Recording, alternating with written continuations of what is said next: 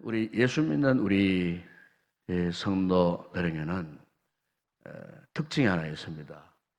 그것이 뭐냐면은 항상 기쁨이 있고 즐거움이 있고 또 무엇보다도 감사하는 이런 마음이 항상 있다는 것입니다.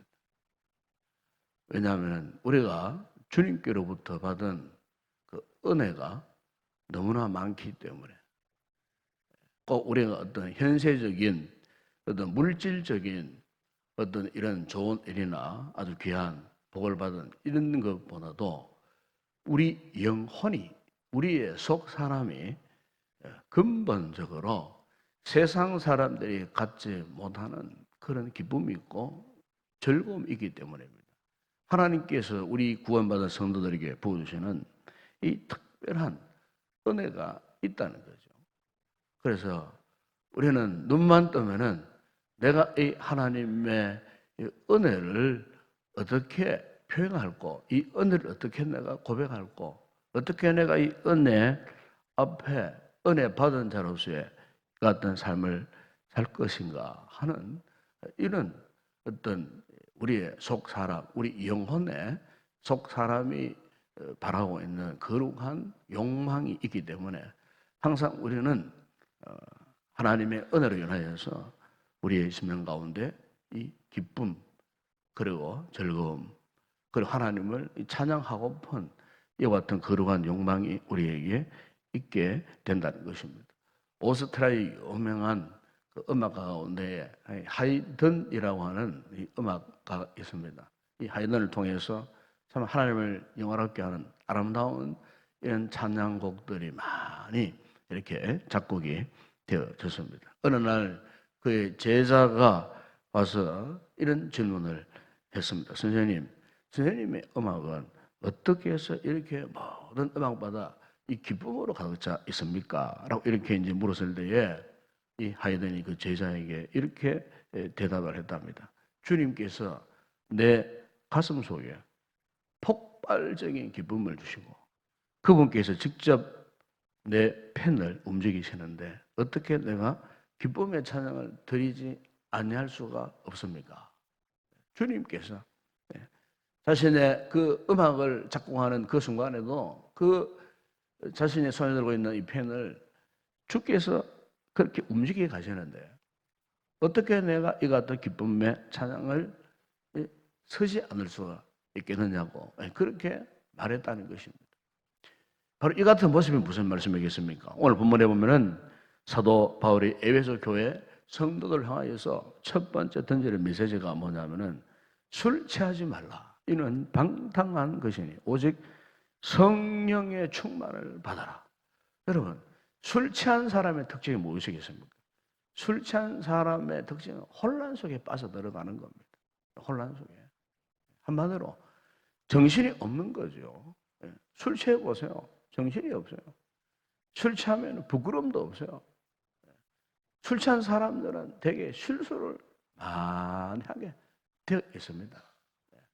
이걸 두고 성경은 방탕한다고 그렇게 표현을 하고 있는 것입니다. 그러나 성령의 충만을 받아라 그랬습니다. 성령의 충만. 우리가 술을 먹으면 술이 지배를 받잖아요. 마찬가지로 우리가 성령이 충만하면은 성령의 지배를 받아 살아갈 수밖에 없어요. 우리 성도들이 왜 우리가 이 성령님의 충만한 은혜를 사모해야만 하느냐? 오늘 본문에 보면은 성령 충만함이 나타나는 여러 가지 몇 가지 열매들을 지금 말씀을 하고 있어요.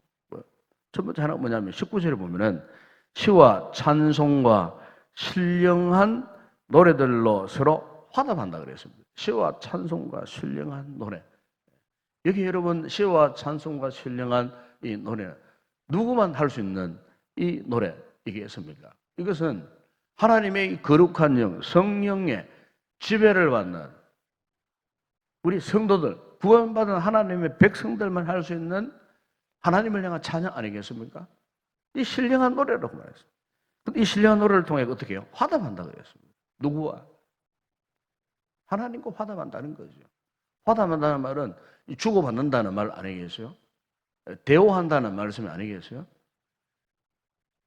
찬양을 통해서 우리 성도들이 그 심령에 감출 수 없는 기쁨, 즐거움이 회복되면은 우리는 저절로 주님과 영적인 대화가 이루어지는 거예요. 그럼 우리의 삶이 한 주간의 삶이 우리가 피곤한 삶이었고 답답한 삶이었고 때로는 원치 않는 여러 가지 많은 힘들고 어려운 일들 가운데 참 우리가 골몰할 수밖에 없고 고민할 수밖에 없었다. 이 같은 참 고된 삶을 살았지만은 지쳐 있는 우리의 몸, 영혼, 우리의 속 사람이지만은 그러나 성령의 충만함, 즉 성령의 지배를 받는 성도는 우리의 심령에서 우러나오는 시의 믿음의 고백, 찬송, 신령한 노래, 차세기의 시와 찬송 신령한 이 노래는 잘 우리의 신앙 고백 아니겠습니까? 구원받은 하나님의 은총에 감격하여 올려드리는 우리의 신앙 고백. 우리의 신앙 고백이 성령님의 지혜를 받아 되어질 때에 참 세상에서 얻을 수 없는 그런 기쁨이 넘치는 삶이 되지 않겠느냐는 거죠. 오늘 특별히 우리가 이제 전반기 6개월을 우리가 또 지나고 하나님 앞에 여러 가지 받은 은혜를 감사하는 이제 맥주 이 감사 주일을 우리가 이제 맞이합니다. 사실 요즘은 뭐 맥주 절이라 하기는 조금 세월의 흐름을 통해서 맞지 않는 그런 계절이기도 합니다만, 그러나 왜 구태여 이렇게 이제 맥주 이 감사 절기를 우리가 드려야 되느냐? 사실 이스라엘 백성 입장에서는 이 연중 첫 번째 이제 하나님 앞에 감사의 이 절기가 이 몸맥을 거두어서 하나님 앞에 이제 올려드리는 절기가 있었어요. 그 성경을 따라가지고 오늘 현대인들, 현대 교회도 이렇게 이제 첫 번째 이 열매를 맺었을 때 드리는 이 절기를 오늘 한국 교회는 맥주 감사 주일로 이렇게 지키고 있습니다만은, 어쨌든 우리가 이 같은 이 감사 절기가 왜 있느냐 하는 거죠. 그것은 바로 우리의 지난날을 돌아보면 베푸신 하나님의 은혜가 너무나 많다는 거죠. 그래서 하나님을 영화롭게 하기 위해서, 하나님을 찬송하기 위해서, 하나님 앞에 영광을 돌리기 위해서 우리가 이렇게 이 감사의 절기를 따로 드리는 것 아니겠습니까? 이 모든 그 감사의 그 근본이 어디부터 나오겠습니까? 바로 하나님의 그 은혜를 기억하고 하나님의 은총을 우리가 찬양하고자 하는 이런 기쁨, 즐거움, 이 근본에서 우리가 하나님 앞에 절로 이 감사하는 이런 마음들이 우러 나오다는 것입니다. 바로 이것은 근본적으로 성령의 충만한 은혜를 입은 우리 성도들에게 있어서는 당연하게 나타나야 하는 이 표지라고 하는 것을 말씀을 하고 있는 것입니다. 뿐만 아니고 오늘 이 본문에 보게 되면 성령 충만한 그 은혜의 결과는 19절 중반절에 보시면 너희의 마음으로 주께 노래하며 찬송하며 그랬습니다. 너희의 마음으로 그랬습니다. 마음으로. 우리의 심령으로 우리가 찬송을 하더라도 우리의 찬송이 어디에서부터 고백되어져 나와야 하겠습니까? 바로 우리의 마음으로부터 그렇게 고백되어져 나와야 된다는 것입니다. 마음. 사실 구원받은 하나님의 이 백성들의 마음은 하나님을 모르는 저 세상 사람들의 그 마음과는 다른 거죠. 근본적으로 다른 거죠. 왜 그렇습니까? 우리는 성령님의 이 지배를 받는 성도들 아니겠어요? 우리가 만약 성령님의 이 지배를 벗어나 보세요. 우리의 마음이 어떻게 하나님을 찬양하기를 원하고 하나님을 찬미하기를 원하고 하나님을 찬송하기를 원하는 이런 마음이 우러 나올 수가 있겠습니까? 성령님의 지배를 받아야 돼요. 성령님의 그 충만한 은혜가 있으니까 근본적으로 우리의 마음에 이 변화가 일어나기 때문에 그 하나님의 은혜 앞에 우리가 그냥 있을 수가 없다는 거죠. 우리 믿음 생활할 때에 잘못하면 우리의 마음이 병들 수가 있어요. 마음이 우울해질 수가 있고요. 마음이 어떤 상처로 남아 있어 보세요. 그러면 당장 우리의 이 심령의 문이 닫혀버리지 않습니까? 심령의 문이 닫혀버리면 버리면요, 기쁨이 사라져버려요. 심령의 문이 활짝 열려진 상태에서 날마다 하나님의 은혜에 우리가 이 감격 속에 우리가 살아가야 돼요. 마음의 병이 들어버려서요. 그러면 몸도 지쳐버려요. 몸도 침체되어 버리고 우리 영혼의 속사 안에 침체되어 버려요. 내가 뭔가 원하고 바라는 것도 있지만 우리 마음이 병들어 보세요. 그것마저도 딱 포기하고.